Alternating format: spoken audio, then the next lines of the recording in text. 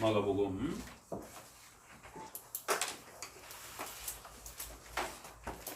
13장 1절부터 4절 말씀.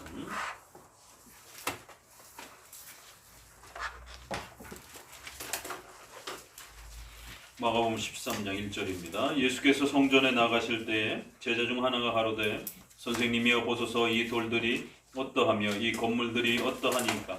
예수께서 이르시되 내가 이 큰 건물들을 보느냐. 돌 하나에 돌 위에 남지 않고 다 무너뜨려지리라 하시니라. 예수께서 감난산에서 성전을 마주대하여 앉으셨을 때에 베드로와 야고보와 요한과 안드레가 종용이 묻자오되 우리에게 이르소서 어느 때 이런 일이 있겠사오며 이 모든 일이 이루려 할 때 무슨 징조가 있사오리까. 아멘. 마가복음 13장부터는 이제 유명한 종말론에 대한 가르침들을 우리가 또 배우게 됩니다. 성경에서 특별히 복음서에서 소개하는 종말론을, 종말의 최후 심판에 대한 또 이러한 가르침들을 또 우리가 만나게 됩니다. 특별히 이 7일 동안의 그러한 예수님의 순환주간이라고 하는 십자가 죽으시기 바로 그 직전에 일주일의 소중한 그 예수님의 행적들을 소개하면서 구원의 본질과 핵심과 또 이 신앙의 가장 중요한 기초들을 또 다시 한번 확립해주는 이러한 놀라운 면들을 보게 됩니다. 앞부분에서 그렇게 구원에 대한 부분, 또 교회와 관련된 부분, 또 우리 성도들의 생활과 관련된 부분, 또 그리고 하나님과 그리스도는 어떤 분이신지에 대한 또 이런 부분들이 소개가 되면서 이제 마지막으로 13장을 통해서 예수 그리스도를 믿고 의지하며 살아가는 성도들의 삶과 그리고 최후 심판에 대한 또 이러한 종말론적인 가르침들이 아름답게 소개가 되고 있습니다. 그리고 나서 이제 14장부터는 본격적으로 이제 예수님이 잡히시고 십자가에 처형되는 그 마지막 장면이 소개가 됩니다. 이러한 그 작은 그 구도 안에서도 우리 기독교의 가장 중요한 핵심 교리인 7대 교리. 그래서 하나님에 대해서 또 우리 인간의 죄에 대해서 구원과 교회와 또 종말에 대한 이런 아주 중심적인 그런 내용들이 아주 집중적으로 이렇게 잘 또 그 메시지 안에 담겨져 있는 것을 보게 됩니다.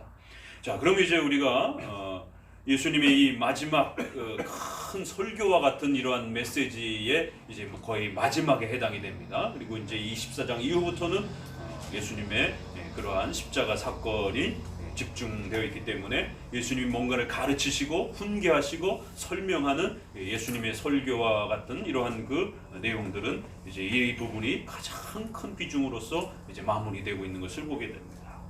이런 종말의 이러한 그 소중함들을 더 명확하게 소개하기 위해서 마태복음에서는 그 유명한 세 가지의 비유를 좀 더 소개하면서 종말의 모습을 우리에게 또 강조해 주기도 합니다. 그래서 마태복음 24장에도 유명한 그 종말에 대한 이야기가 소개되고 25장에는 열 처녀에 대한 비유, 그 다음에 각각 달란트를 받은 대로 최선을 다해서 한평생 동안 하나님 앞에서 살다가 그 각각의 그 모든 행실들을 하나님 앞에 짓고 해야 된다라고 하는 그 달란트 비유가 소개가 되고, 그리고 마지막에는 이제 양과 염소를 최후 심판 때에 하나님이 나누시는 이러한 세 가지 비유가 마태복음에서는 한 번 더 보충이 되면서 이 종말에 대한 내용들이 소개가 됩니다. 그래서 마태복음에서는 훨씬 더 좀 많은 내용들이 소개가 되고 있고, 마가복음에서는 그걸 좀 더 압축해서 13장 한 장에 그 모든 종말에 대한 핵심들을 다 담아내고 있습니다.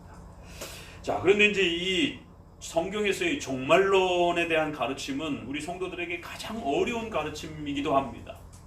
특별히 우리 한국 교회, 한국 역사 속에 가장 많은 이단이 등장했던 분야도 바로 이 종말론에 대한 분야이기도 합니다. 그만큼 이 종말론에 대한 부분이 제대로 가르쳐지지 않았다라는 사실인 것이고, 더더구나 또 일제의 강점기 시대라든가 6.25와 같이 이렇게 민족적으로 큰 어려움과 재난을 겪으면서 또 이러한 종말론의 또 어려움들을 또 겪는 이러한 부분들을 보게 됩니다. 그러다 보니까 그 어려움을 틈타서 이단들이 성도들을 유혹하고 마치 그 전쟁과 이러한 고통 속에서 곧 종말이 딱 닥친 것처럼 성경의 이러한 전쟁, 재난, 기근 이런 부분들이 바로 이제 우리 눈앞에 닥쳐서 뭐 내일 모레 종말이 임할 것처럼 그렇게 말하고 이야기하기에 또 성도들도 우리의 삶 주변이 언제 죽을지 모르는 그러한 고통에 있다 보니까 이제 정말 세상에 최후 심판이 오는 것 아닌가라고 하는 또 이러한 유혹을 받기에 형편적으로나 또 그런 모습 속에 한국교회가 많은 영향을 받은 것을 보게 됩니다. 우리가 잘 아는 이 통일교나 또 그거보다 사실은 더 훨씬 유명한 그 이단은 어떤 부분들이 있었죠. 천부교, 박태선 장로로부터 시작이 되었던 할머니들이 예전에 양말 리어카에다 끌고 다니고 그러면서 팔고 이랬던 그러한 그 신앙촌으로 유명한 천부교. 그래서 그 신앙촌이 얼마나 대단했느냐면요. 그 교세가 또 재정적인 그런 부분들이 너무너무 막강해가지고 청년들이 그 신앙촌 거기 교회 오게 되면 아파트 하나씩 등록하면 아파트 한 채씩 준다라고 할 정도로 그렇게 어마어마했습니다. 그 엄청난 그 돈을 모으게 된 것은 성도들에게 어마어마한 종말의 이러한 위협을 가하면서 재산과 이런 부분들 다 필요 없다라고 하면 이제 그 돈 다 교회에다 바치라 이렇게 헌금 강요. 또 하나는 그 헌금을 통해서 사업체를 마련해 놓고 청년들을 그 사업체에다가 아르바이트생으로 집어넣고 월급도 주지 않으면서 그렇게 월급을 착취하는 이러면서 점점 기업을 넓혀가는. 그렇기 때문에 할머니들조차도 폐지를 줍고 뭐 이런 식으로 그렇게 양말을 팔고 그러면서 그런 푼돈 하나하나까지 다 빼앗아다가 결국 어마어마한 재산을 축적하는. 그거를 누가 배웠느냐면 통일교가 또 배운 겁니다. 그래서 통일교도 그런 식으로 또 해서 통일교 산하에 얼마나 많은 기업들이 있습니까?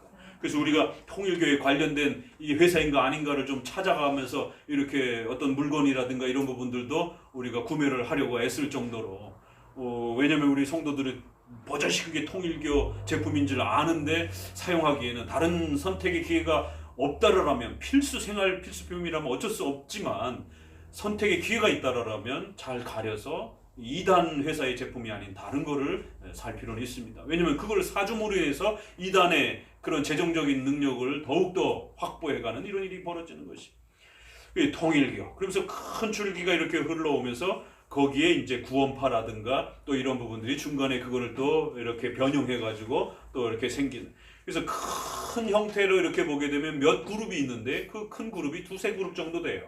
그리고 그것이 이렇게 내려와서 또 이렇게 짜집기 하고 해서 지금은 이제 신천지라든가 이런 형태들이 굉장히 큰 형태로 이런 교리적인 그런 원리 또 성적 폭행이라든가 이러한 JMS라든가 이러한 정명석이라든가 이런 쪽은 또 그거를 또 교묘하게 성적 폭력으로 또 이렇게 돈 부분에서 성적 폭력으로 돌려가지고 이렇게 또 써먹는 또 성질이 조금 다르지만 결국엔 큰 흐름엔 비슷비슷한 이런 모습들.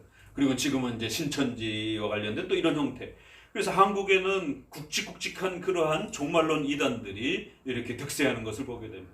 그리고 이제 그 틈에 이제 1980년대쯤에는 다미선교회라고 하면서 아주 그 대단했죠. 그래갖고는 막 공영방송에서도 다 방영을 할 정도로 왜냐하면 휴거가 된다라고 그러면서 하얀 옷 입고 산속으로 들어가고 사람들이 전부 다 이제 휴거 준비하면서 하늘로 올라갈 준비를 하며 막 그 밤새도록 뭐 12시에 휴거가 된다고 그러면서 예수님이 온다고 하니까 이제 세상 사람들 눈에 봤을 때는 두 가지 궁금한 게 있죠. 진짜 그런 일이 벌어지는가에 대한 궁금증. 그 다음에 혹시라도 이 사람들이 아무 일이 안 일어났을 때 종교적 그런 신념에 또 너무 빠져가지고 결국 집단 자살을 할까봐. 왜냐면 예전에 구원파라든가 오대양 사건이라든가 이런 데서도 보게 되면 막 집단 자살을 하고 막 이런 부분들이 있었기 때문에 소방관, 경찰 뭐 이렇게 총동원이 돼가지고 결국 TV에 뉴스에 생방송을 해가면서까지 전국을 떠들썩하게 했던 다미선교회. 그래갖고 예수 천국 불신지옥 이러면서 빨간 그 십자가를 들고 다니면서 그 띠를 하고 다니면서 그 호칭을 그렇게 예수 천국 불신지옥 이런 외치던 이런 무리들이 있었습니다. 여기 모란시장에도 보면 가끔씩 그렇게 오시는데요. 지금은 이제 조금 많이 사라졌지만 이게 봉고차라든가 이런 데 차에다가도 그렇게 예수천국 불신지역 이렇게 해가지고는 돌아다니면서 곧 휴거가 될 거다라고 하는. 그러면서 결국 그 많은 돈을 결국 교주에다가 바치고 교주는 천국 온다고 예수님의 재림이 온다라고 하면서 결국 그걸 다 달러로 바꿔가지고 결국 외국에다가 그렇게 비밀 통장에다가 집어넣고 결국에는 우리나라는 종교의 차이가 있기 때문에 그것 때문에 감옥을 가고 그러지는 않습니다. 결국 외화 도피죄로 결국 감옥을 가고 성폭력죄로 그렇게 감옥을 갔다 와서 이제 또 나와갖고는 또 다시 활동을 하니 많이 좀 시끌시끌하기도 합니다. 또 얼마 전에는 그렇게 또 피지로 그렇게 천국이 거기다라고 그러면서 성도들의 돈을 전부 다 갈취를 해가지고 거기다 땅을 사고 이렇게 하면서 청년들을 또 강제로 그렇게 노동을 시키고 이러한 일들을 보게 됩니다. 결국에는 성도들을 죄를 쫓아낸다고 그러면서 또 폭행을 하고 부모 자식지간에 앉혀놓고 뺨을 때리게 만들고 살살 때리면 더 세게 때리라라고 또 폭행을 하고 이러한 부분들. 그러더니 엄마가 그렇게 여자 목사가 하니까 엄마가 감옥에 가 있으니까 최근에 뉴스에서 나오는데 아들이 나와가지고는 또 그렇게 우리 엄마는 육신의 어머니가 아닙니다. 성령님이십니다. 이러면서 하나님이십니다. 재림하신 주님이십니다. 이러면서 왜요?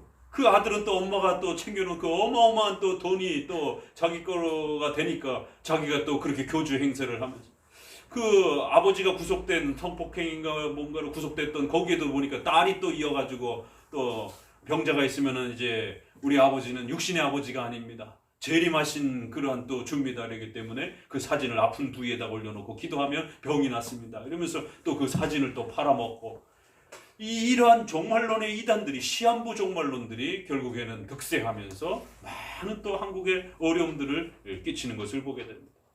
여기에 또 아주 세련된 형태로 이러한 시한부 종말론의 가세를 한 것이 소위 말해서 프리메이슨이라든가 뭐 일루미나이트라든가 이런 소위 말해서 세계 단일 정부를 이야기하면서 음모론을 이렇게 또 이야기하는, 그래서 보이지 않는 정부가 세계를 조작하면서 결국 서구 열강의 모든 이런 전쟁, 또 이런 경제, 또 이런 종교, 또 이런 모든 것들을 그 비밀 정부가 조작해가지고 결국 666이라든가 베리칩이라든가 이런 것들을 사람들에게 심어서 전 세계를 단일 정부로 그렇게 통치하면서 요한계시록에 있는 이러한 666의 이러한 시장 경제와 이런 모든 부분들이 결국 그 단일 정부의 허락을 받지 아니하면 절대로 거래를 할 수 없는, 그래서 그 거래의 상징적 표시로서 666이라고 하는 그러한 표를 퍼뜨린다라고 하면서 그거를 이제 최근에 무슨 베리칩이라고 하는 등 또 다른 약간 다른 형태는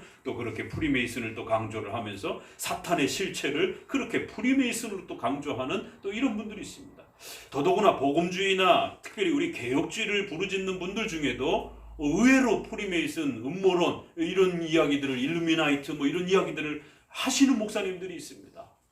건강하게 이렇게 개혁주의를 하는 것 같은 분들도 또 그러한 몰라서 그럴 수도 있고 잘못 알아서 그럴 수도 있는데 어찌됐든 그런 또 잘못된 종말론에 또 이러한 부분에 아주 깊이 빠져서 그런 분들이 벌컵, 칼빈, 또 웨스민스터 이러한 또 개혁주의의 이러한 부분들을 이야기하면서 개혁주의를 이야기한단 말이에요.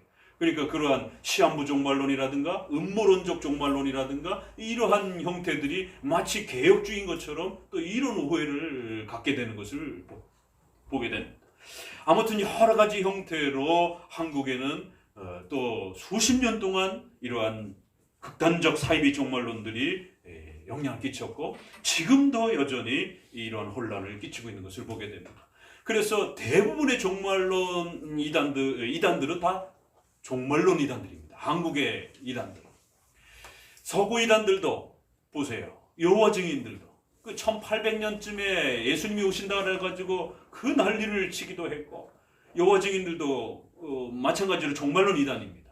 그리고 안식교인들도 종말론 이단입니다. 그래서 안식 제7일 안식 재림교라고 하는 이런 긴 이름을 갖고 있기도 합니다. 그래서 예수님의 그 재림을 또 거기도 비슷하게 1800년 언저리로 이렇게 계산을 하면서 또 예수님이 아무 일도 없었잖아요. 그러니까 핑계를 대기로 예수님이 오려고 했는데 다시 돌아가셨다. 이렇게 아직 성도들이 준비가 덜 돼가지고 그래갖고 오시다가 돌아가셨다. 그래서 준비를 하신다. 뭐 별 핑계를 다 대는 것이에요. 이런 여러 가지 서구의 이단들도 우리나라에 온 이런 이단들, 또 몰몬교라든가 이러한 까만 양복 입고 다니면서 둘씩 돌아다니는 이러한 또 몰몬교들도 그렇고 이런 종말론의 이러한 이단적 특징을 가지고 있습니다. 정말 조심하셔야 됩니다. 건강한 성경적 우리 장로교회의 우리 개혁주의의 이러한 종말론을 제대로 이해해내지 않으면 더더구나 이 종말론의 이단들이 너무 많이 창궐해 우리 주변에 있기 때문에 까딱 잘못하면 성경 공부한다라면서 성경 가르쳐준다라면서 그래서 무료 성경 신학교 무료 성경 신학원 이러면서 주변에 조그맣게 상가 얻어놓고 성도들을 데려가서 거기서 그렇게 제일 먼저 요한계시록을 가르치는 거죠.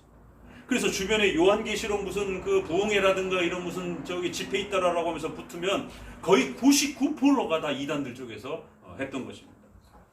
왜 이들이 이렇게 유독 요한계시록에 이렇게 매이는가?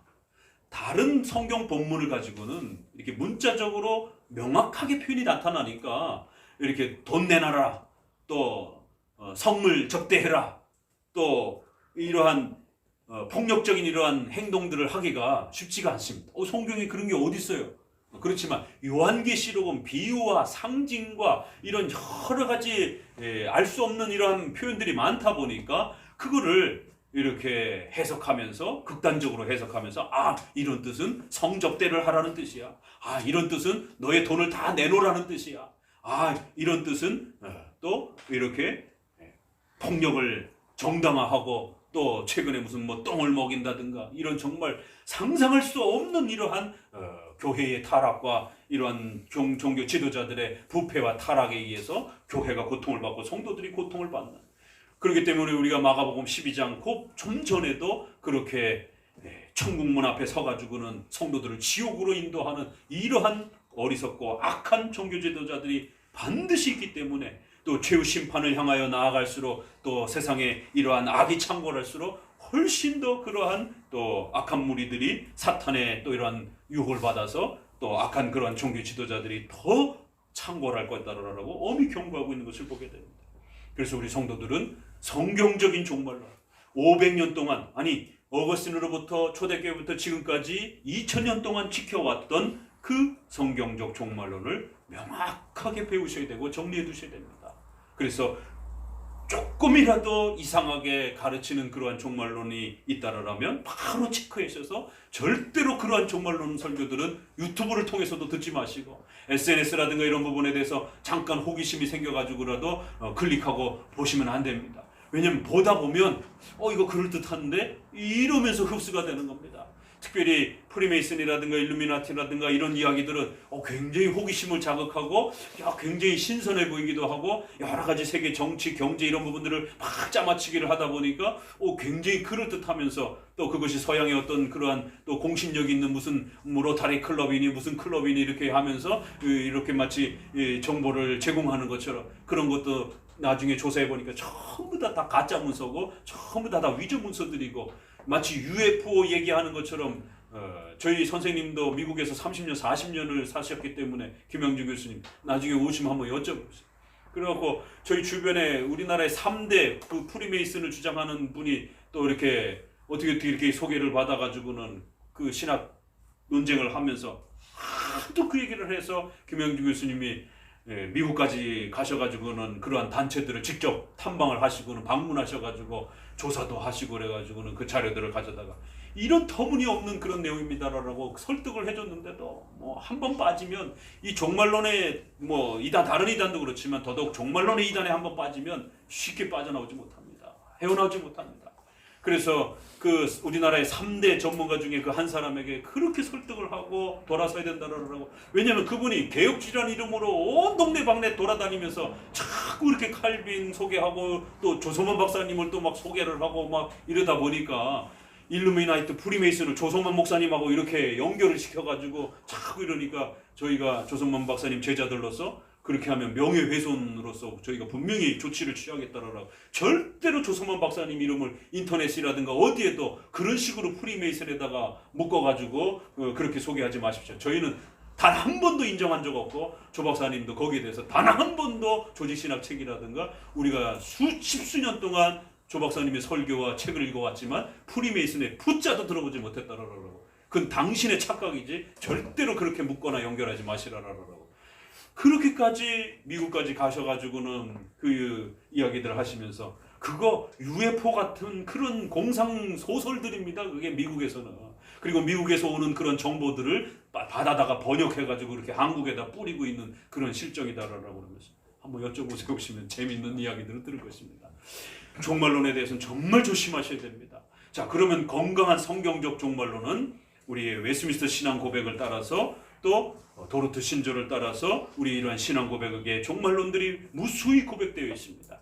그러면 그러한 종말론의 고백을 따라 또 칼빈이나 또 이러한 수많은 또 우리의 선조들의 가르침들을 따라 또 초대교회로 들어가고, 그러면서 우리가 성경으로 들어가 보셔야 되는 것입니다. 왜냐하면 요한계시록이나 마가복음 13장을 시한부 종말론으로 설명하면 또 그렇게 보입니다. 음모론적 종말론으로 이야기하면 또 그렇게 보입니다. 그러니까 귀에 걸면 귀걸이, 코에 걸면 코걸이식으로 그렇게 막 악의적으로 편집을 해가지고 이렇게 또 소개를 하면 또 정말 그렇게 보여지는 것이죠. 그래서 이러한 부분들을 아주 또 조심하셔야 됩니다.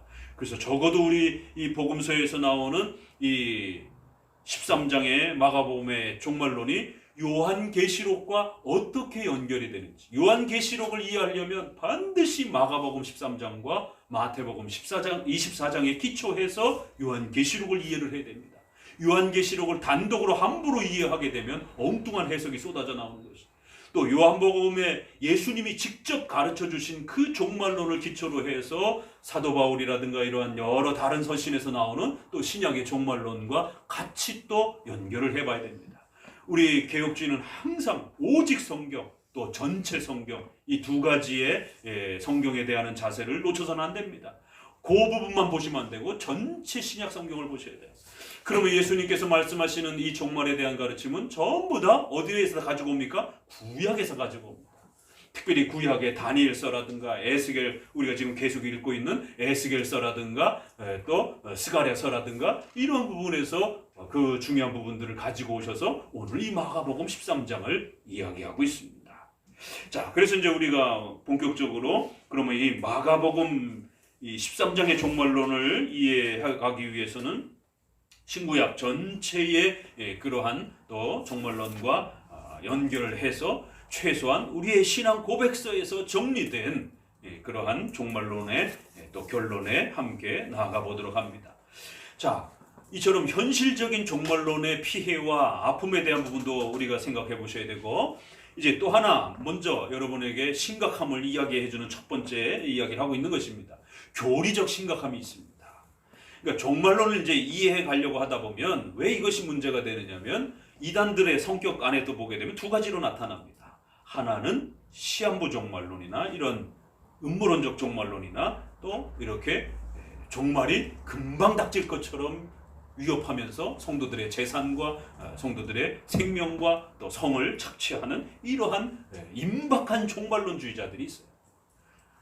또 한쪽에서는 종말이 없는 것처럼 또 그렇게 주장하는 소위 자유주의자들, 예수님을 믿지만 예수님을 신으로 믿지 아니하고 좋은 그냥 훌륭한 정치가나 또 그러한 사회 리더처럼 그렇게 생각합니다.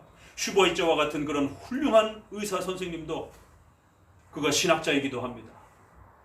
그는 절대로 예수님을 신으로 믿지 않았습니다.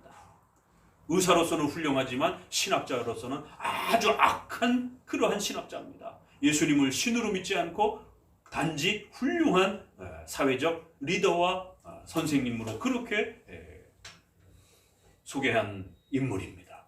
그렇기 때문에 이러한 사람들을 우리가 자유주의자라고 말하는 거예요. 전통적으로 믿어왔던 그런 규범들을 싫어하고 자기들 마음대로 믿고 세속해서 믿겠다라는 거예요. 그래서 자유주의자라고 말합니다. 신학적으로 자유주의자. 정치적으로의 그러한 표현하고는 좀 다릅니다. 우리가 신앙적으로 교회 안에서 말할 때 자유주의자들은 사도신경과 이렇게 2000년 동안 가르쳐고 지켜왔던 이런 전통적 규범을, 신앙적 규범을 무시하고 자기가 성경을 읽는 대로 자유롭게 해석해서 믿겠다라고 하는 이런 자들을 우리가 자유주의자들이라고 말합니다.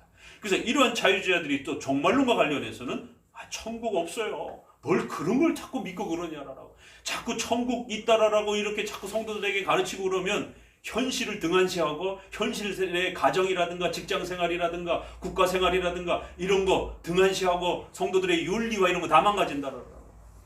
천국은 그저 이 땅에서 국가를 바르게 유지하고 이러면 정치적 그런 신학자가 됩니다.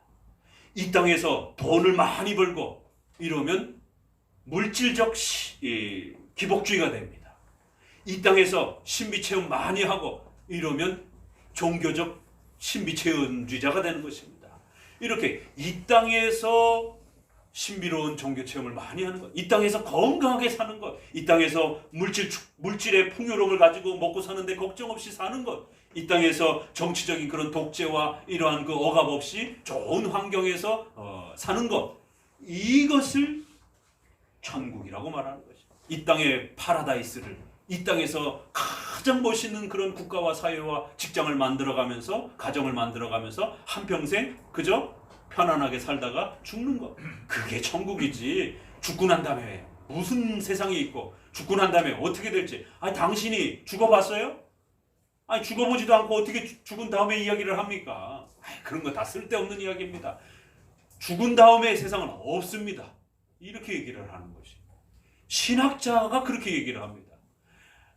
불교도 죽은 다음에 이야기는 말하지 않습니다. 우리나라 불교는 약간 불교가 우리나라의 그러한 무속 종교와 섞여지면서 종교화된 겁니다. 그래서 49제라든가 이러한 7대 무슨 8대 지옥이라든가 영화에도 이렇게 나왔었죠. 얼마 전에. 거기서 보게 되면은 무슨 지옥 뭐 이렇게 무간지옥 뭐 부모에게 뭐 막 함부로 행하고 그러면은 또 부모를 막대한 그런 또 벌을 받는 지옥이 있고, 남의 돈을 갈취한 뭐 이런 사람들은 또 이제 지옥에 가서 자기 막 살점이 뜯기고 막 이렇게 자기 거를 내놔야 되는 뭐 그런 지옥, 또 남을 폭행했으면 또 자기가 물씬 두들겨 맞아야 되는 그런 지옥. 그래서 지옥을 단계별로 이렇게 방별로 이렇게 쭉 나누는, 이게 다 불교에서 나온, 우리나라 불교에서 나온 그러한 지옥들입니다. 그럼 원래의 불교는 지옥이 없습니다. 그래서 살아 생전도 모르는데 어떻게 죽은 다음을 알겠느냐. 이게 그 부처의 시타르타의 유명한 말입니다. 제자가 죽은 다음은 어떻게 되겠습니까? 했더니만 죽은 다음은 모른다. 라라. 그래서 이 땅에서 욕심을 버리고 이 땅에서 어떻게 하면 이러한 희노애락으로부터 인간이 좀 더 벗어나서 행복한 한평생을 살 것인가. 그래서 불교는 찾아낸 게 벌이라는 거예요. 욕심을 갖지 않으면 행복해질 수 있다. 이게 불교의 철학인 것입니다. 그래서 불교는 하나의 그냥 도덕 철학이에요. 욕심을 갖지 말고 살면 행복해집니다. 불교는 내세를 말하는 종교가 아닙니다. 내세를 이야기해야, 종말을 이야기해야 그게 종교가 되는 것이에요. 신을 이야기해야 종교가 되는 것이에요. 그런데 불교는 사람이 죽은 다음에 내세를 이야기하지 않습니다. 근데 우리나라에 들어오면서 사람이 죽고 나면 윤회를 이야기하고, 뭐 착한 일을 하면 사람으로 다시 태어나고, 악한 일을 하면 부부로 만나가지고 평생 원수를 지내고, 이러한 불교적 가치가 우리 신혼부부들에게 얼마나 나쁜 부부의 가정관을 만드는지 아십니까? 그래서 세계관이라는 게 이렇게 중요한 거예요.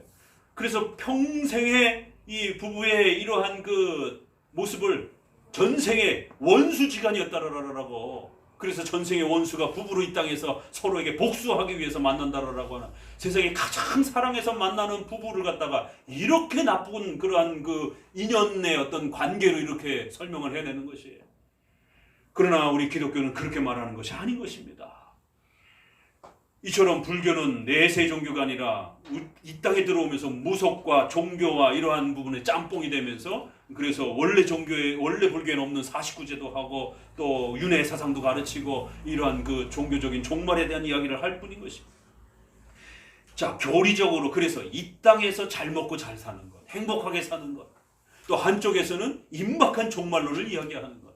이제 이러한 두 부분, 현실을 지나치게 강조하는 것, 또 다가올 미래를 너무 공포스럽게 강조하는 것, 이 두 개의 형태에 따라서 이단에 빠지게 됩니다. 양쪽 다 문제가 됩니다. 교회 역사는 이 두 개가 계속 왔다 갔다 합니다. 한 번은 나라가 평온해지면 뭐가 발달하겠어요? 잘 먹고 잘 사는 거. 우리나라도 마찬가지예요. 어려울 때는 금방 종말이 올 것처럼 시한부 종말론들이 팽배합니다. 또 경제가 나아지고 잘 먹고 잘 사니까 빨리 죽기는 싫거든요. 그러니까 이 땅에서 오래 살면서 잘 먹고 잘 사는 것, 결국 기복주의가 팽배해지게 되는 것이죠. 그래서 한국에도 점점 더 교회에서 회개, 심판, 천국, 지옥, 종말, 예수님의 재림 이런 설교가 사라지고 어떻게 하면 잘 먹고 잘 살 거야? 어떻게 하면 하나님이 물질 축복 받는가? 기가 막힌 시대의 그런 삼박자 축복과 같은 그런 영적 축복 받으면 물질 축복과 건강 축복을 반드시 받는다라고 하는 이러한 인간의 욕망에 얼마나 아주 그 갈급한 그 메시지입니까? 잘 먹고 잘 살 수 있다라고 하는 이 메시지가 복음처럼 소개가 되는 것이, 이건 절대로 복음이 아닙니다. 그저 그냥 마인드 컨트롤에 대한 심리학적인 그런 메시지일 뿐인 것이에요. 복음이란 예수 그리스도를 믿어야만이 천국과 지옥이라고 하는 이 인생의 가장 심각한 이 결론을 해결할 수 있다는 걸 가르쳐주는 것이 복음인 것입니다. 그래서 천국과 지옥이 문자적으로 분명히 존재한다는 것. 최후 심판뿐만 아니라 여러분이 한평생을 이제 마감하고 돌아가실 때에 숨이 끊어지는 그 즉석에서 천국과 지옥으로 나눠진다는 것. 그리고는 이제 최후 심판도 또 인류에게 닥칠 것이다. 그리고 그 영원한 지옥의 무서운 정죄는 이제 두 번 다시 죽을래야 죽을 수도 없는, 영원히 살도록 그렇게 지옥의 심판을 영원히 받으면서 살도록 그런 무시무시한 지옥이 준비되어 있다라고 하는 이 하나님의 심판과 정죄를 가르쳐 주는 것이 복음입니다.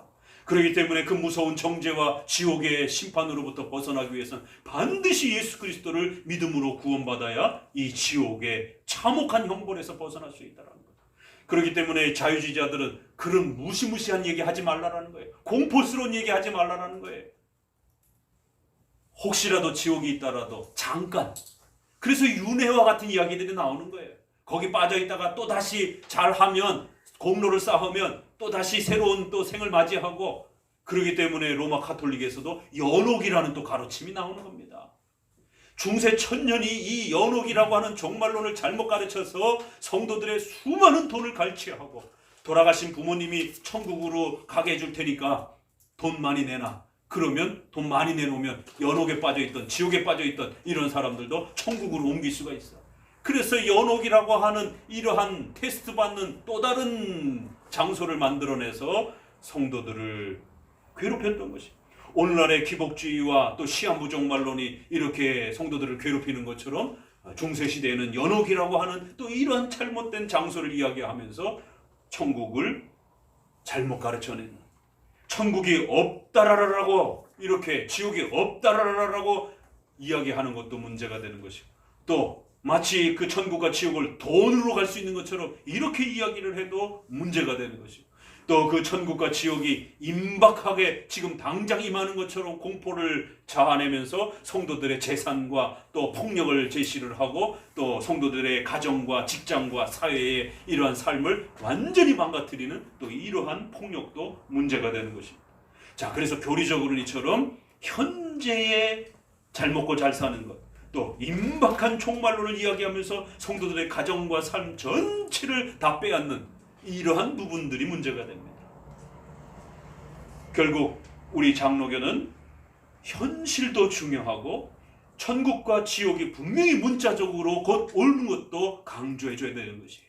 그래서 신앙고백서 안에는 성경에서는 이 두 이야기가 다 하는 것입니다.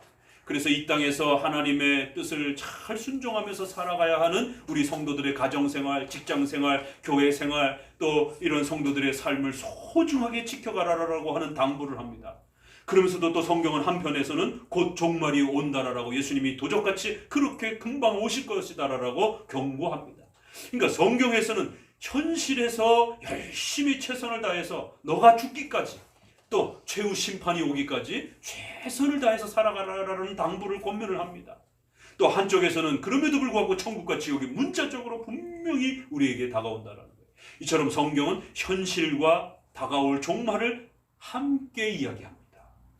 그렇기 때문에 어느 한쪽만 이야기해서는 안 되는 것이에요. 결론적으로 교리적 결론은 이처럼 현실만 강조하느냐, 임박한 종말만 강조하느냐라고 했을 때 정통 장로교회 우리 사도신경에는 어떻게 고백되어 있습니까?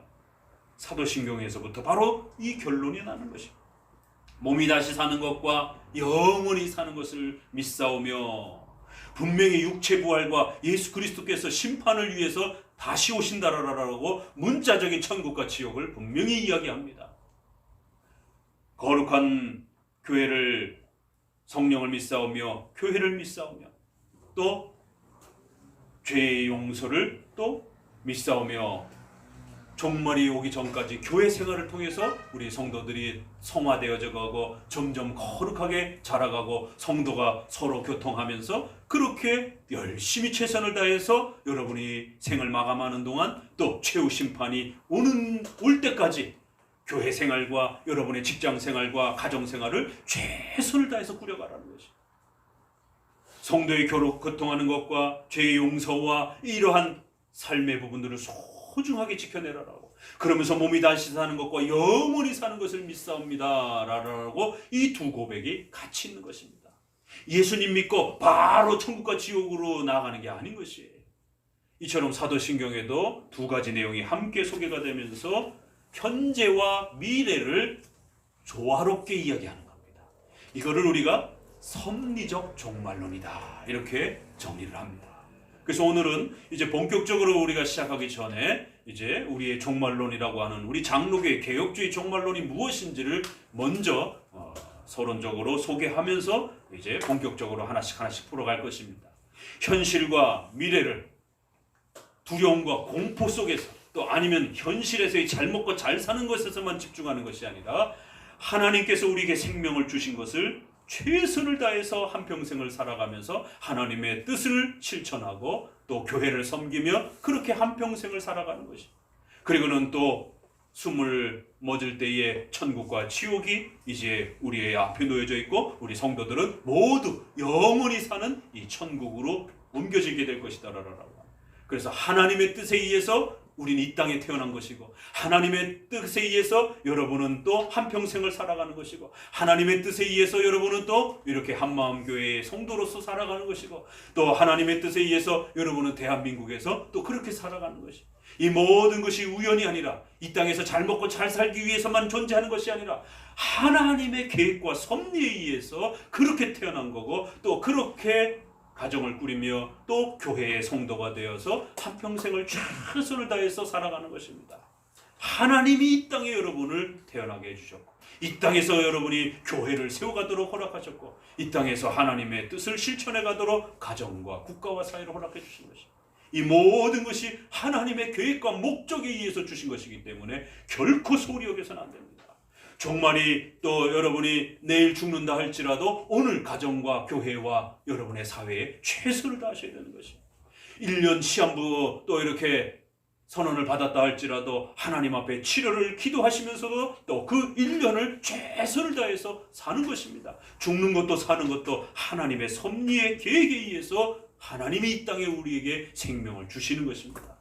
그래서 어떤 사람은 일찍 생명이 거둬져 가고 또 어떤 사람은 또 오랫동안 복음을 전하며 살기도 하는 것입니다. 사도들도 야고보와 또 이러한 분들은 금방 그렇게 순교를 당했지만 또 사도 요한 같은 분은 또 오랜 세월 살면서 복음을 전하는 것이. 이렇게 모든 것이 하나님의 계획과 뜻 속에서 우리가 한평생을 살아가면서 이 땅에서 삶이 쓸데없고 무가치한 것이 아니라 하나님의 뜻을 성취하기 위해서 이 땅의 교회와 또 우리의 삶을 허락해 주신 거기 때문에 소중하게 지켜나고 그리고는 여러분의 생애를 그렇게 감사하게 맞이하신 것입니다. 그럼 이제 우리는 예수 그리스도의 공로에 의하여 천국이라고 하는 영원한 삶을 살게 되고 또 마지막 최후 심판 때는 몸의 부활까지 또 우리는 얻게 되어 영원한 영생의 삶을 누리게 되는 것입니다. 이것을 우리가 섭리적 종말론이다. 현재와 미래를 극단적으로 나누지 않고 어느 한쪽만 강조하지 않고 현재의 삶의 목적도 하나님의 계획 속에서 우리에게 주어진 거고 또 영원한 삶도 그런 삶이 가장 행복하고 소중한 것으로 하나님이 창조하셔서 우리에게 그렇게 몸이 다시 사는 것과 영원히 사는 삶을 하나님이 우리에게 선물로 주신 것입니다. 그것이 하나님을 영화롭게 하는 가장 멋진 삶이라는 것입니다. 그래서 한쪽은 지옥이라고 하는 어마어마한 무시무시한 공포이지만 한쪽은 예수님을 믿는 자들이 영원토록 함께 기쁨을 누리는 그러한 삶을 누리게 된다는 것이. 그래서 천국과 지옥의 이 엄청난 세계를 통하여 하나님은 영광을 받으신다는 거예요. 그래서 우리가 사나 죽으나 모든 것이 현재나 미래나 모든 것이 하나님을 영화롭게 하기 위한 섭리적 목적으로 우리는 이 땅에서 살아가고 또 다음 천국의 삶을 또 기다리고 준비하는 것입니다.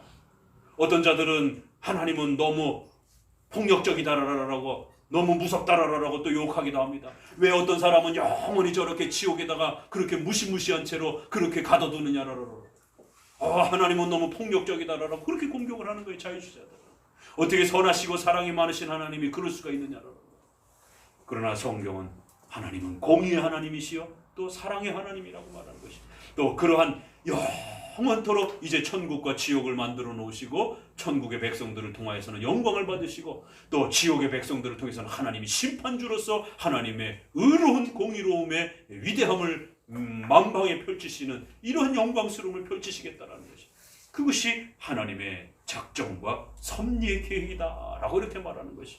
우리는 알 수 없지만 영원히 그렇게 존재하시던 분이 창조세계와 우리도 존재하지 않을 그때에 영원히 홀로 존재하시던 하나님, 이 땅에 시간을 만드시고 공간을 만드시고 우주를 만드시고 사람을 만드셨어요. 그리고는 천국과 지옥을 만드시고 이제 영원토록 천국과 지옥이 존재하는 그러한 모습으로 하나님은 이제 영원히 그렇게 다스려 가시겠다는 것입니다. 그래서 우리는 성경의 종말론을 이처럼 현실과 다가올 미래 모두를 존중하면서 하나님의 뜻 앞에서 섭리의 목적을 따라서 매 순간순간 최선을 다하면서 우리의 삶을 살아가는 이러한 섭리적 종말론을 배워가는 것입니다.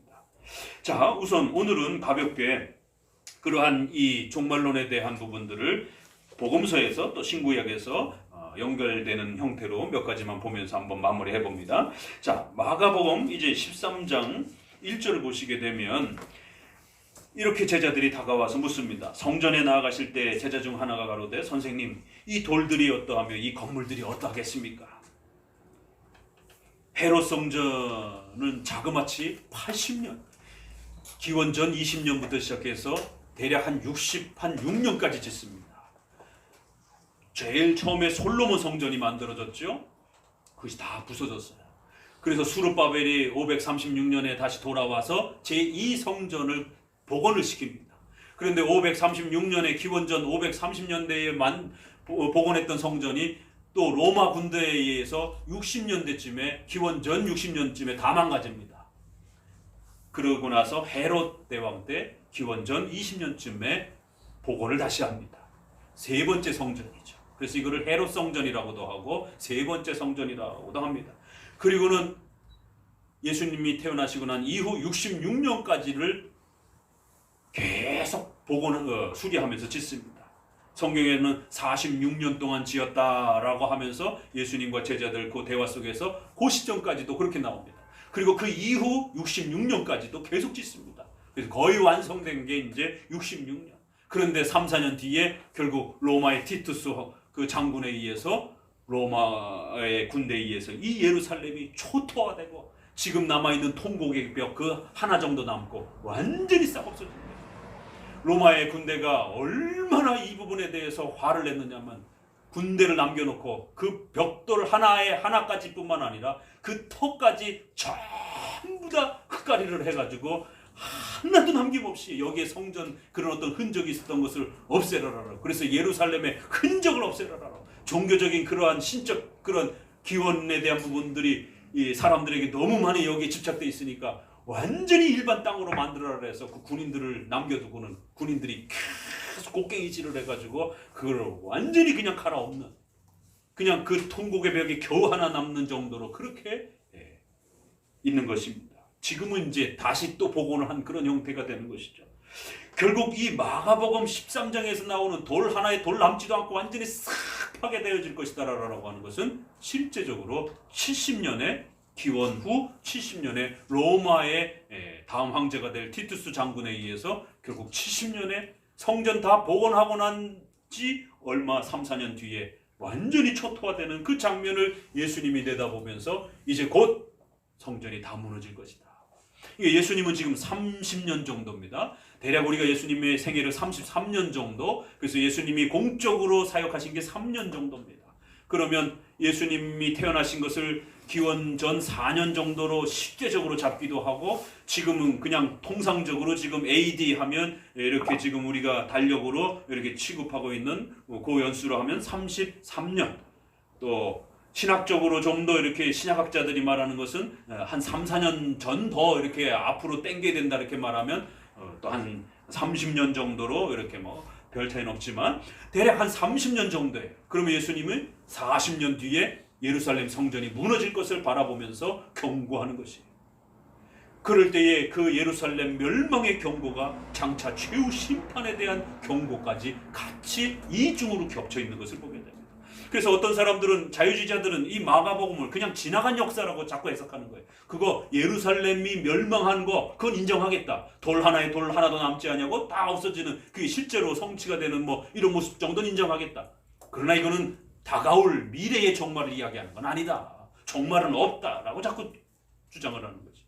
그런데 또 시한부 종말론자들은 이 부분을 예루살렘의 그 파괴와 상관없이 다가올 미래의 특정한 어떤 사건과 특정한 어떤 시기와 어떤 때의 징조라라고 자꾸 얘기를 하는 거예요.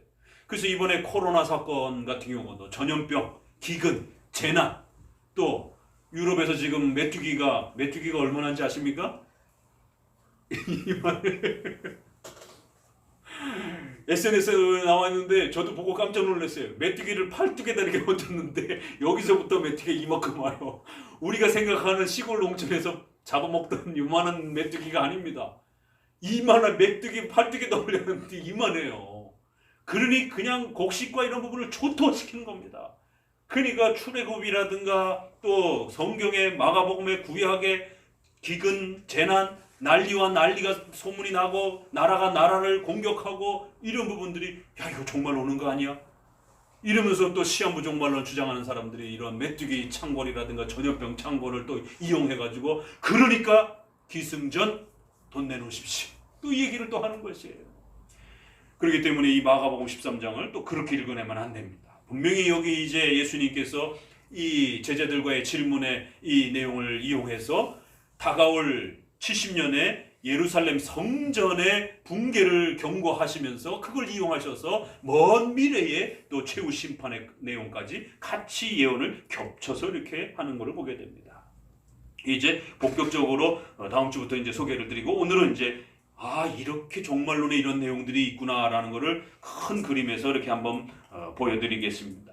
자, 그렇게 해서 이제 예루살렘 성전을 가지고 종말에 대한 이야기를 끌어내시면서 제자들은 이 건물은 우리가 종교적으로 매우 중요하게 여겨왔습니다. 유대인들도 굉장히 중요하게 여겨왔습니다.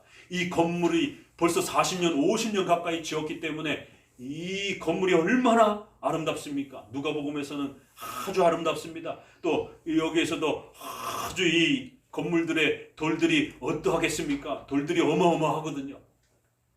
그러니까 이 얘기 속에는 종말은 나중에 이런 이야기가 있는 거예요. 유대인들의 생각 속에는 메시아가 와서 이렇게 예루살렘을 회복하는 이러한 국가적인 영토적인 종말을 생각하면서도 예루살렘의 이러한 견고함은 결코 파괴되지 않는다라고 하는, 종말의 이러한 부분들이 그렇게 금방 오는 게 아니다라고 하는, 이 예루살렘이 견고한 것처럼 우리나라는 튼튼할 것이다라고 하는, 그러니까 이 질문에는 유대인들의 종말론이 있습니다. 그래서 예루살렘이 망하지 않을 것이다라고 하는, 그렇기 때문에 그 종말이 마치 더디 올 것처럼 이렇게 느슨한 유대인들을 책망하기 위해서 예수님이 이 예루살렘 성전의 파괴를 역부로터 얘기하는 것이에요.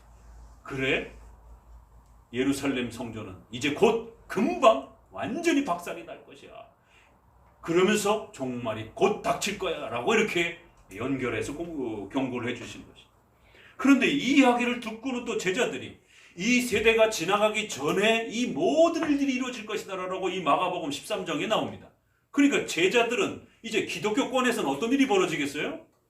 유대인들은 종말이 늦게 올 거라고 자꾸 이렇게 더디 올 거라고 생각하면서 이 땅에서 민족적으로, 영토적으로, 국가적으로 어떻게 이 로마로부터 벗어나가고 잘 먹고 잘 살 것인가, 이런 현실주의적 기복주의 천국론이 자꾸만 강조가 되는 거죠.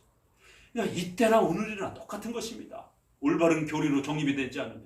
그러니까 사도들은 이 세대가 지나가기 전에 이제 곧 멸망이 온다 그러니까 또 예수님이 도적같이 올 것이다, 이런 말씀들도 있지 않습니까? 그러니까 복음서에 보게 되면 예수님이 금방 오실 것처럼 이렇게 얘기를 합니다. 그런 표현들이 많아요. 그러다 보니까 기독교권 안에 예수님이 우리 생애 끝나기도 전에 다시 오실 거야, 이것이 퍼지고 퍼지다가 나중에는 한 달 뒤에 올 거야, 1년 뒤에 오실 거야, 이런 극단들이 등장을 하면서 기독교권에서는 예수님이 금방 오실 것처럼 이런 오해가 발생이 됩니다. 그래서 이 세대가 지나가기까지라는 이 단어를, 마가복음에 있는 이 13장에 있는 이 단어를 너무 임박하게 생각하는 또 이 기독교권의 문제들, 그래서 임박한 종말론에 대한 그런 공포와 위협들이, 그러다 보니까 성도들이 어떤 일이 벌어져요? 일을 안 하는 거예요. 가정을 돌보지 않는 거예요. 결혼도 안 하는 거예요. 직장도 안 나가는 거예요. 학교도 안 다니는 것이에요. 왜? 곧 금방 종말이 올 것이니까. 그래서 데살로니가서라든가 이런 데 보게 되면 일만 만드는 자들이 있다. 금방 종말이 올 것처럼 생각하고 직장이고 가정이고 다 내팽개치고 이렇게 시한부 종말론자들처럼 그렇게 벌써 그 시대에 극단들이 등장을 하면서 나태하고 게으른 자들이, 그래서 일하기 싫어거든 먹지도 말라라고 하는 이런 데살로니가서의 경고들이 따라붙으면서 데살로니가 후서, 디모데 후서, 유다서, 요한계시록, 이런 부분들은 다 종말론과 관련된 그런 가르침들입니다. 일하기 싫으면 먹지도 말라라면서 책망하고 열심히 일해라라고, 종말은 그렇게 금방 오는 게 아니다라고 하면서 책망을 하는 것을 보게 됩니다. 자, 이렇게 기독교권에서는 또 너무 임박한 종말론에 대한 오해가 벌어지는 것을 보게 돼요. 자, 그래서 이 지금 질문 안에도 유대인의 느슨한 종말론과 또 제자들을 중심으로 해서 또 잘못 이해되어지는 또 임박한 종말론에 대한 책망이 같이 어우러집니다. 왜 그런가 하면, 자, 제자들이 와서 이 계기를 통해서 묻습니다. 13장 4절에 우리에게 이루소서 어느 때에 이런 일이 있겠사오며 모든 일들이 이루려 할 때 무슨 징조가 있겠습니까? 그러니까 제자들의 질문 속에는 어떤 마음이 있습니까? 이거 금방 오는 거 아니에요? 예수님이 평상시에도 이 비슷한 이야기들을 이렇게 해오셨단 말이에요. 이 마가복음에서만 말씀하시는 게 아니고 다른 데서도 분명히 예수님이 종말에 대한 경고를 하셨기 때문에 어느 때 무슨 징조, 그래서 어떤 특별한 징조가 보이는 것을 자꾸 기다리는 이러한 임박성에 대한 부분들을 제자들은 또 이렇게 너무 골몰하게 생각했던 것이죠. 자, 그럴 때 이제 예수님께서 13장 5절을 먼저 한번 읽어봅니다. 같이 읽어봅니다. 예수께서 이르시되 너희가 사람의 미혹을 받지 않도록 주의하라. 예, 거기까지만. 그러자 오히려 예수님은 그 대답을 안 해주시고 조심해라 라고만 당부하십니다. 주의해라 라고 당부하십니다. 그래서 난리와 난리, 전쟁에 또 이런 많은 부분들이 소문이 들려올 거라는 거예요. 전염병, 전쟁, 기근, 소문이 들려올 텐데 오히려 예수님은 거꾸로 얘기를 합니다. 끝은 아니다. 그리고 13장 8절에 오히려 그러한 고통들은 종말에 대한 재난의 시작일 뿐이다 라고 이렇게 얘기를 해요. 자꾸 제자들은 이거 끝이 아닙니까? 끝의 징조가 뭡니까? 이렇게 자꾸 물었는데 예수님은 오히려 말리는 것을 보게 됩니다. 끝이 아니다. 그래서 13장 9절을 다시 읽어봅니다. 너희는 스스로 조심하라. 다시 한번 뭐라고 당부하죠? 조심해라, 주의해라, 신중하게 살아라, 이런 당부인 것입니다. 자, 그러면서 쭉 내려오셔서 어디를 보시냐면 13절도 한번 같이 읽어봅니다. 또 너희가 내 이름을 인하여 모든 사람에게 미움을 받을 것이나 나중까지 견디는 자는 구원을 얻으리라. 여기서 또 뭐라 그러죠? 금방 올 것처럼 자꾸 제자들이 보채니까 예수님은 좀 더 많이 기다려라, 끝까지 견뎌라, 자꾸 견디라고 기다리라고만 얘기를 하시는 것이에요. 사도행전의 1장 6절 9절에도 이렇게 가르쳐 주셨는데도 예수님이 승천하시기 직전에 그 사도행전의 마지막 장면이 나오는데 거기에서도 그 유명한 이야기가 나오죠. 저희가 모였을 때 예수께 묻자와 가로되 주께서 이스라엘 나라를 회복하실 때가 이때니까 가라사대 때와 기한은 아버지께서 자기의 권한에 두셨으니 너희는 알 바 아니요. 왜 자꾸 물어? 이렇게 책망을 하시는 것을 보게 됩니다. 그러니까 임박한 종말론에 대해서 너무 그 부분에 대해서 또 이렇게 심취하면 안 된다는 것이. 너희의 지금의 삶을 최선을 다해서 기다리면서 주의하면서 조심하면서 그렇게 잘 견뎌내라는 것이. 오히려 예수님은 견뎌내라라고 자꾸 얘기를 합니다. 자, 14절 읽어봅니다. 멸망에 가증한 것이 서지 못할 곳에 선 것을 보거든 읽는 자는 깨달을진저 그때 유대에 있는 자는 산으로 도망할지니라. 그러니까 이제 이런 구절들을 어떻게 읽어내야 될 것인가가 문제가 되는 겁니다. 과연 멸망에 가증한 것이 과연 뭘까? 이게 이제 결국 시한부 종말론자들은 이게 이제 히틀러 또 뭐 네로 또 특정한 그러한 교회사 속에서 등장한 그런 어떤 인물, 사건 이렇게 자꾸 이제 구체화시키는 것이. 유대에 있는 사람들은 산으로 도망해라.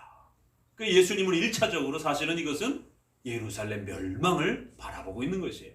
교회사 속에 어떤 특정한 어떤 또 다른 인물이나 어떤 사건으로 너무 이렇게 협소하게 해석하면 안 되는 것입니다. 자, 나중에 이제 더 이야기할 것이 이처럼 이런 이야기들이 나오는 겁니다. 도대체 누굴까? 어떤 사건일까? 그러면서 지붕에 있는 자는 내려가지도 말고 무엇을 가지러 가지도 말고 아이벤 자들과 젖먹인 자들에게는 화가 있을 것이다라는 거예요. 왜냐하면 아이벤 여성들은 도망을 못 가니까 배가 아프니까 어떻게 도망을 가요? 그리고 겨울에 나지 않도록 기도하라는 것이. 겨울엔 추우니까 도망가기도 어렵잖아요. 이러한 그 열악한 이 어떤 사건들이 벌어질 거라는 거예요. 그럼 이러한 사건이 어떤 건가? 이런 이제 종말론의 접근들이 들어가는 겁니다. 자, 20절을 같이 읽어봅니다. 만일 그날들을 감하지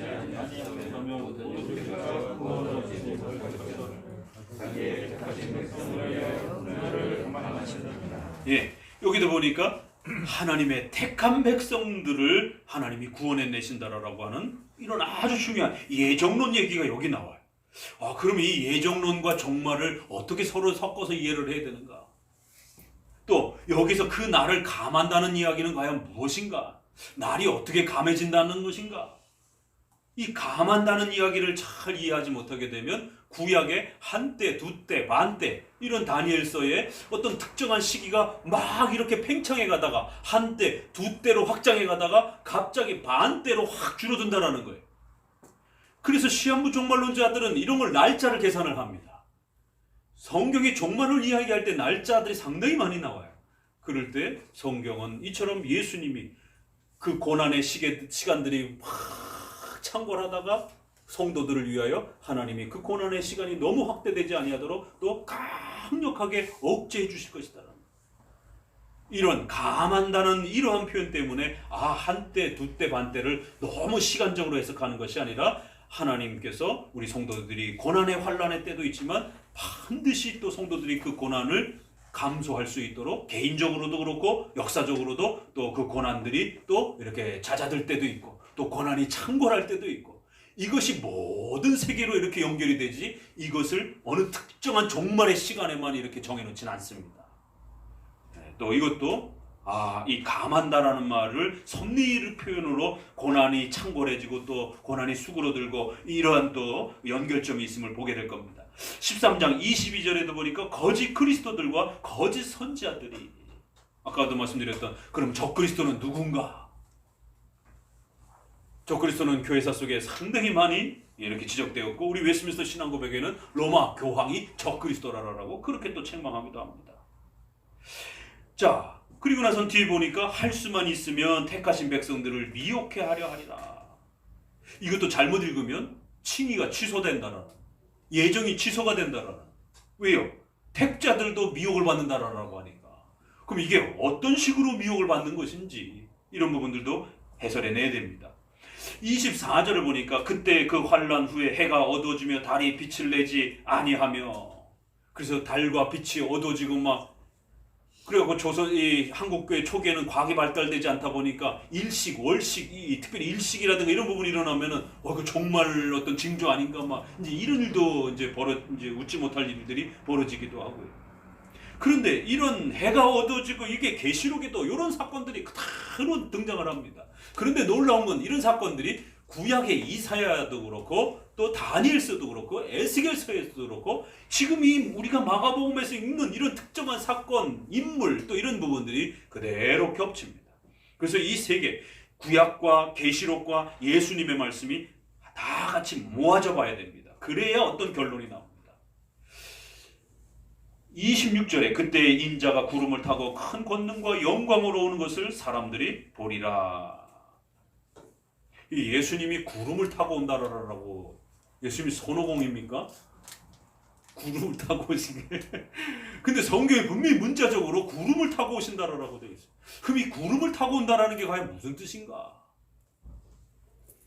한국에 가장 무리를 일으킨 이 종말론도 그렇고 휴거주의자들이 데살로니가전서 4장 17절에 그 후에 우리가 살아남은 자도 저희와 함께 구름 속으로 끌어올려 공중에서 주를 영접하게 하시리니 그리하여 우리가 항상 주와 함께 있으리라.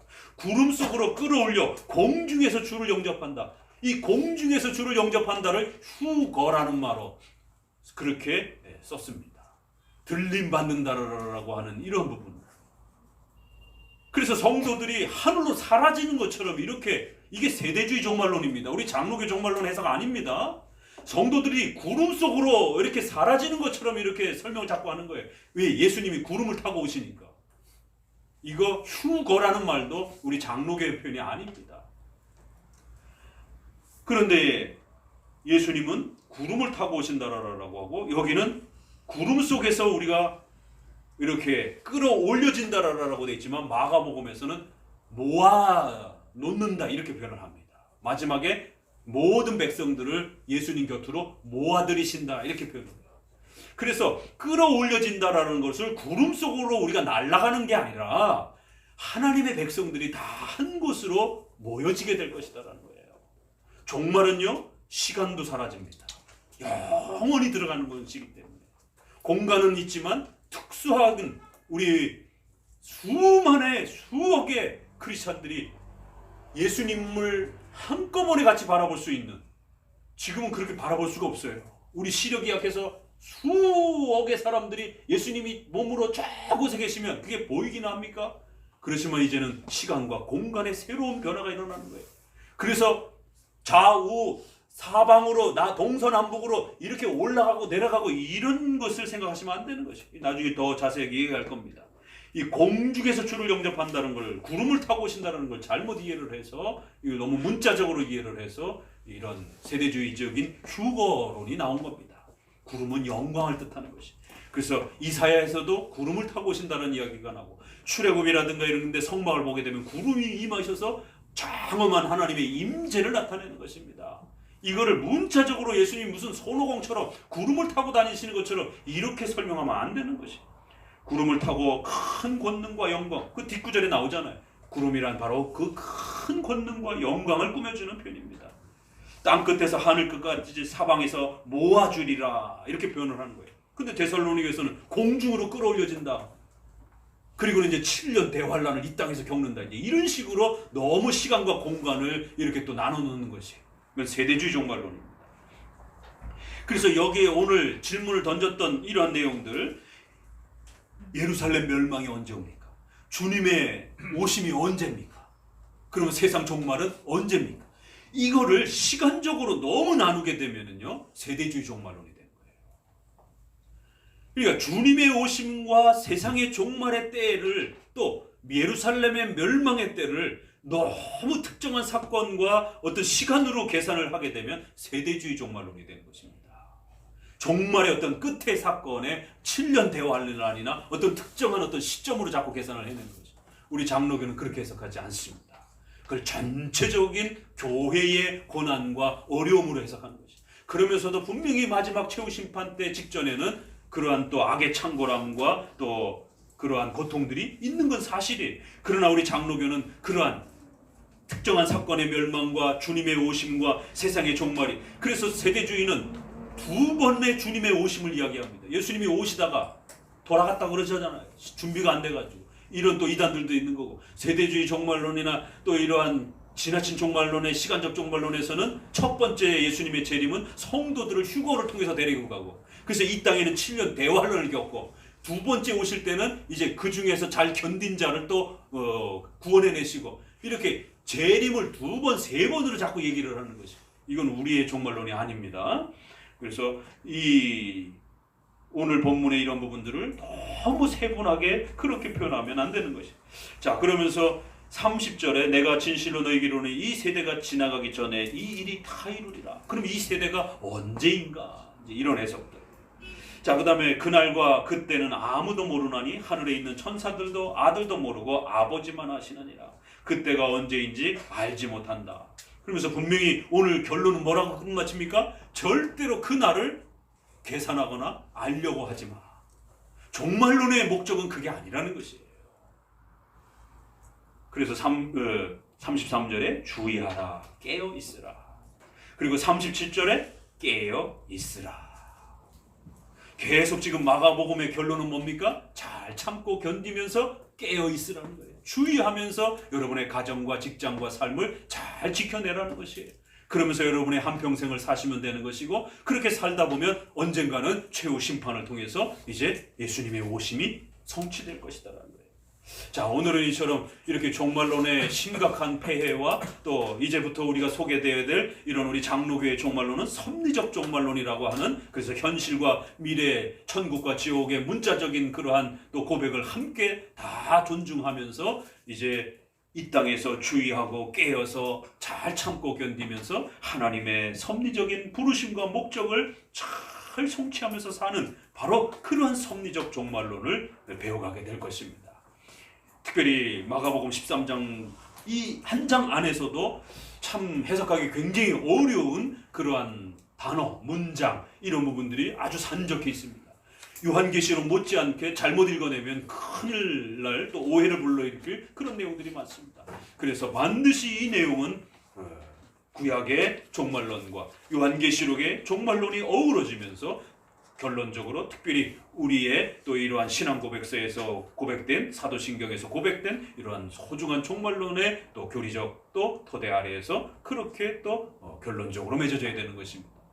그래서 여러분들 오늘부터 시작되어지는 또 이러한 종말론을 통해서 섭리적 종말론이라고 하는 현실과 미래에 대한 이런 소망들을 다 모두 함께 간직해가는 또 이러한 소중한 역사들이 또 우리 성도들 안에 더욱 성경적 종말론이 잘 세워져 가시기를 다시 한번 주의 말씀으로 권면을 드립니다. 기도합니다.